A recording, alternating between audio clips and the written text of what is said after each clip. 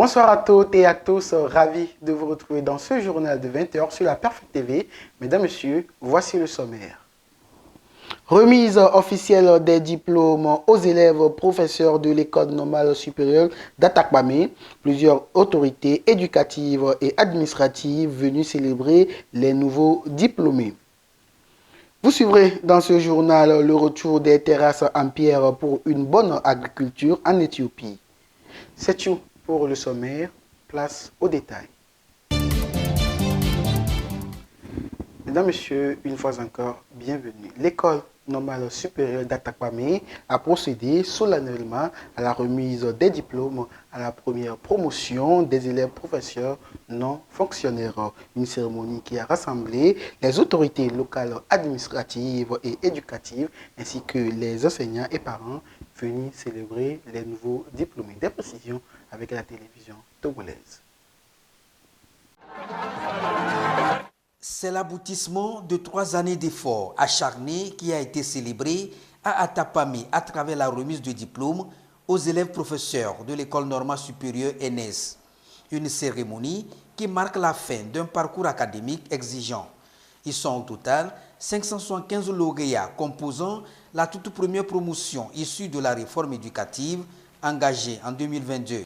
Désormais titulaires de leur parchemin, ces nouveaux enseignants se disent prêts à assumer avec responsabilité leur mission d'éducateur. Nous avons reçu une formation de qualité. Cette formation qui nous donne cette compétence d'aller sur le terrain et pouvoir donner le meilleur de nous-mêmes pour l'avenir de nos petits frères, pour le système éducatif togolais. La cérémonie a été ponctuée par la remise des diplômes d'excellence aux 5 premiers de chaque filière. Une distinction qui salue leur dynamisme et leur persévérance tout au long de la formation. Ces jeunes enseignants auront pour défi de mettre en valeur les acquis de leur apprentissage en transmettant un enseignement de qualité sur le terrain. Cette politique de démocratisation de la formation a permis à ces élèves de recevoir aujourd'hui leur diplôme. Et à ce parcours de 3 ans de formation, et donc le premier mot, c'est un mot de merci. Merci au président du conseil pour avoir eu cette clairvoyance, cette vision éclairée qui a permis justement à ces élèves-là d'avoir leur diplôme aujourd'hui. La réforme éducative de 2022, voulue par le gouvernement togolais sous le leadership du président du conseil, Foreso Zimna Singbe, visait à doter le pays d'enseignants compétents, capables de former des ressources humaines qualifiées pour accompagner le développement économique et social du Togo. C'est l'occasion d'exprimer toute notre reconnaissance et notre admiration au président du Conseil, son Excellence M. Foreso Zimna Singbe, homme avisé, qui a eu la clairvoyance d'initier cette nouvelle réforme dans la formation des enseignants. Mesdames et messieurs les diplômés, soyez des modèles pour les enfants dont vous aurez la charge. Donnez-leur l'envie de réussir. Suscitez en eux le désir d'aller plus loin, de défier leurs limites.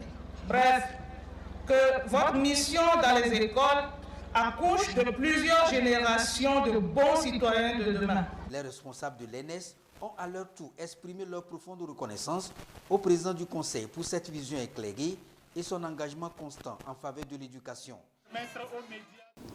On l'annonçait en début d'édition, l'Éthiopie, pour faire face au climat aride des hauts plateaux de Konso, les agriculteurs utilisent un système ancestral de terrasses en pierre. Ils se battent pour maintenir cette tradition vivante. Des précisions avec Eco Afrique. Lorsque la corne d'antilope sonne, les villageois savent ce qu'ils doivent faire. Tadeze Zewede, un agriculteur de 78 ans, est l'un des premiers à réagir. Il sait que c'est un geste vital pour la communauté. Une foule d'habitants de Gelgele lui emboîte le pas. Au moins une personne par famille doit normalement participer. Sur le chemin, il chante « Faites votre part pour la communauté et réparez ce qui est cassé ». La saison des pluies devrait bientôt commencer. Avec le changement climatique, le risque de phénomènes météorologiques extrêmes augmente. Les terrasses doivent être remises en état avant l'arrivée de la pluie. Nous travaillons pour que les inondations n'emportent pas les sols grâce à une méthode de conservation traditionnelle appelée Kaweta. Elle est transmise de génération en génération. Elle symbolise la coopération entre les communautés pour la préservation des sols. La zone de Konso, dans le sud de l'Éthiopie, couvre une superficie de près de 2300 km². Elle porte le nom du peuple qui l'habite, les Konso. Depuis des siècles, les Konso construisent ces terrasses en pierre et en terre pour exploiter les pentes abruptes des montagnes. En 2011, le paysage culturel Konso a été reconnu par l'UNESCO comme un site classé au patrimoine de l'humanité. Les habitants de toute la zone de Konso passent un mois à mettre en forme leurs terrasses avant les prochaines pluies.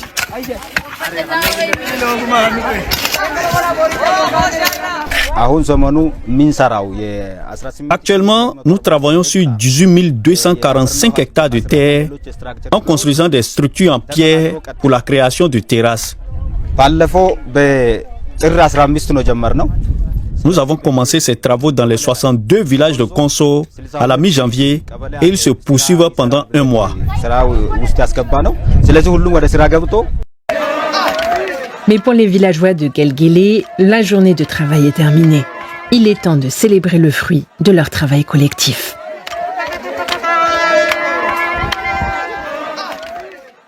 Plusieurs grands aéroports européens, dont ceux de Bruxelles, Londres, Berlin, sont perturbés samedi en raison d'une cyberattaque sur un logiciel fourni par une entreprise pour enregistrer des passagers. Des précisions, c'est avec France 24.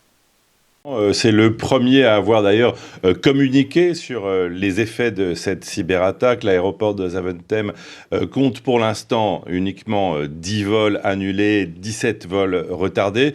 C'est des précautions à prendre, vous les avez annoncé. L'aéroport demande aussi aux passagers d'arriver très longtemps à l'avance puisque plus aucun enregistrement électronique n'est disponible. La situation est la même à Heathrow, à Londres et à Brandebourg, à Berlin. C'est un logiciel qui a été attaqué. Ce logiciel s'appelle Muse. Il est fourni par un prestataire de services aériens qui s'appelle Collins Airspace. Ce logiciel a été attaqué hier soir. Toujours aucune solution n'a été trouvée. C'est un logiciel qui permet en fait à plusieurs compagnies aériennes de partager un même guichet d'enregistrement. Le résultat de l'absence de ce logiciel, c'est que les compagnies qui n'ont pas d'autres solutions sont obligées de faire l'enregistrement de manière manuelle, donc l'enregistrement des passagers, ce qui va provoquer ensuite des retards lors de l'embarquement, et puis l'enregistrement des bagages aussi, ce qui va provoquer par la suite des retards lors de l'aiguillage des bagages de soute vers l'avion concerné. C'est le problème auquel sont confrontés les compagnies actuellement et évidemment c'est seulement pour l'instant dans ces 3 aéroports, mais ça pourrait en être d'autres. La France et plusieurs autres pays doivent reconnaître ce lundi l'État de Palestine tenta de mettre un peu plus la pression sur Israël à l'ouverture de la grande messe annuelle de l'ONU à New York qui sera dominée par la guerre de Gaza. Avant même cette réunion à l'ONU, le Royaume-Uni, le Canada, l'Australie et le Portugal ont formellement reconnu dimanche l'État palestinien. France 24 pour des précisions. Les drapeaux israéliens et palestiniens côte à côte sur la Tour Eiffel, symbole de la solution à 2 États défendue par la France, est porté ce lundi à l'ONU pour une journée qui s'annonce historique. Après le Royaume-Uni, le Canada, l'Australie et le Portugal qui l'ont fait ce dimanche, la France va reconnaître officiellement l'État de Palestine en marge de l'Assemblée générale des Nations unies à New York, une initiative d'Emmanuel Macron qui doit s'exprimer en ce sens à 21h heure de Paris. Dimanche, il expliquait sa position à la télévision américaine. Immédiatement après cette reconnaissance, nous entamerons une première phase que je qualifierais d'urgence. Cessez-le-feu, libération de tous les otages et troisièmement, rétablissement des voies humanitaires et stabilisation de Gaza. Il y a ensuite un deuxième volet, celui de l'après. Nous y reviendrons. Comment organiser Gaza en termes de gouvernance, de sécurité, de reconstruction. Et un troisième volet, la perspective des 2 États, Mais reconnaître aujourd'hui un État palestinien est le seul moyen d'apporter une solution politique à une situation qui doit cesser. Mesdames, Messieurs, ainsi se referme cette édition. Merci à vous qui nous avez suivis. Nos programmes se poursuivent.